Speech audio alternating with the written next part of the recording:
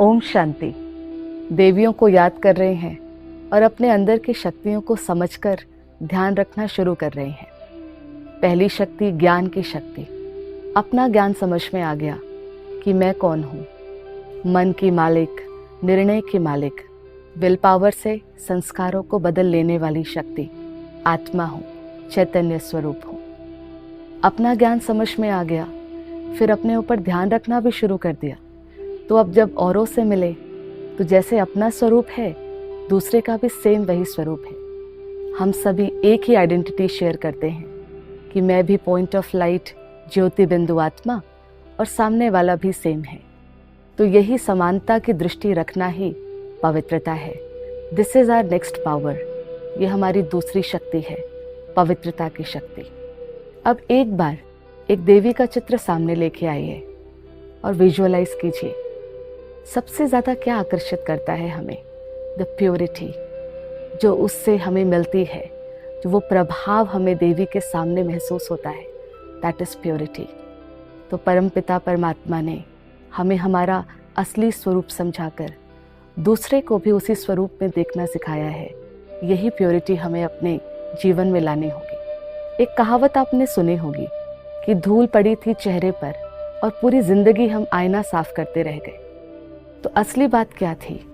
अपने सत्य स्वरूप को नहीं समझ पा रहे थे और पूरी ही जिंदगी दूसरे बदल जाएं, लोग चेंज हो जाएं, परिस्थितियां चेंज हो जाएं, यही करते रह गए थे। जब समझ में आ गया मेरा ओरिजिनल रूप क्या है, तो वर्क बाहर नहीं, वर्क अंदर करना है। प्योरिटी अंदर से बाहर रेडिएट करनी है। तो purity in terms of thoughts, purity in terms of intentions, अपनी भावनाओं की प्योरिटी का भी ध्यान इस नवरात्रि पर हम रखेंगे। तो परमात्मा ने ये समझाकर ये भी हमें रियलाइज़ कराया है कि आप अपने सत्य स्वरूप से दूर हो गए थे। यही तो इम्प्योरिटी थी। हम अपने को भूल गए थे और मेल फीमेल आउटर अपीयरेंस में अपने आप को ले जा रहे थे और दूसरों को भी उनके आउटर अपीयरेंस से देख रहे थे। कभी सुपीरियर भावनाएं पैदा कर रहे थे तो कभी इन्फीरियर भावनाएं पैदा कर रहे थे। इस सुपीरियर इन्फीरियर भावनाओं को ही तो इम्प्योरिटी कहा जाता है। देवी का चित्र सामने देखें और कोई भी उनके सामने आ जाए, कोई भी आ जाए, एक ही तरीके की ममता, प्यार, स्नेह महसूस होता है। क्यों? क्योंकि सभी एक ही जैसी फीलिंग माँ से लेते हैं। वो प्योरिटी जिसमें कोई बाह्य रूप को नहीं, उनके ओरिजिनल रूप को वो माँ देख रही थी।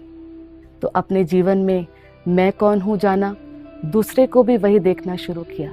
तो इन टर्म्स ऑफ प्योरिटी हमारा अब इंट्रैक्शन होगा।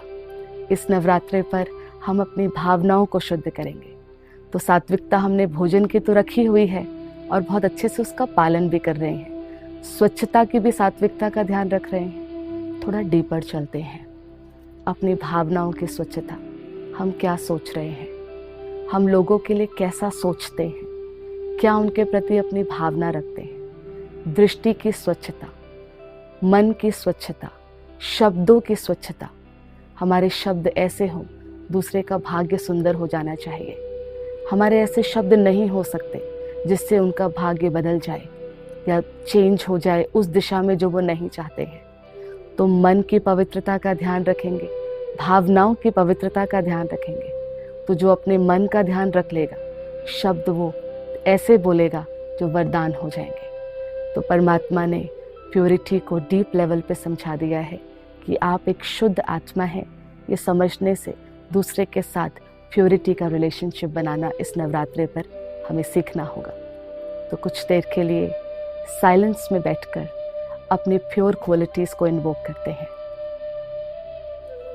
आने वाले कुछ समय के लिए अपने आप को डिटैच करें आउटर वर्ल्ड से और शिफ्ट करें इनर वर्ल्ड में, आंतरिक दुनिया, जहाँ पवित्रता मेरा मूल संस्कार मुझे अनुभव होता है। My own quality is purity. पवित्रता, हम क्या सोचते हैं लोगों के लिए, ये मेरी प्योरिटी है। पवित्रता, हम कैसा देखते हैं सबको, पोजीशन देखते हैं, बाहर का लुक देखते हैं, या फिर उनको उनके ओरिजिनल स्वरूप में देख रहे हैं। This is my purity. और जीवन ऐसे बनानी है कि हर क्षण ये प्योरिटी बढ़ती जाएगी।